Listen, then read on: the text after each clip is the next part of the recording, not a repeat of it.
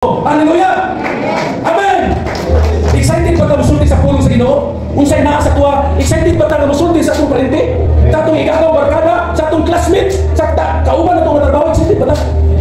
Ako igsoon sa unang excited kay ko. Ni panig ko, akong gitiming ka ng Pasko. Kaya ang kumpanya sa akong angkol, nindot kayo. Kaya mong finance. Sila maggasto tanan, pagkaon, imnunon, tanan. Wala pag-ato na ko, Kristohanon na ko. Hallelujah! Tapos tayo mga uy, may kahibalik ka. Okay kayo. Disco taron, inom taron.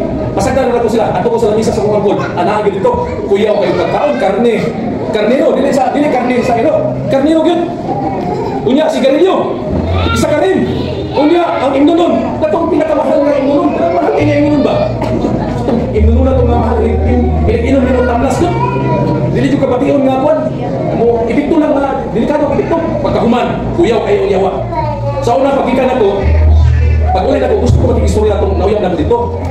Di ko magpakita ang hadyo. Pero pagbalik ako, hindi ko na kung gusto ano, idoon, baka kay disco naman. Pasayawan ko. Reaction, nauna na ako.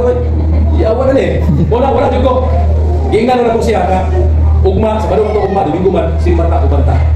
Pero reaction, tanawa ang yawa. Wagil siya, iwan. Pero itong disco, ginakon dyan ko.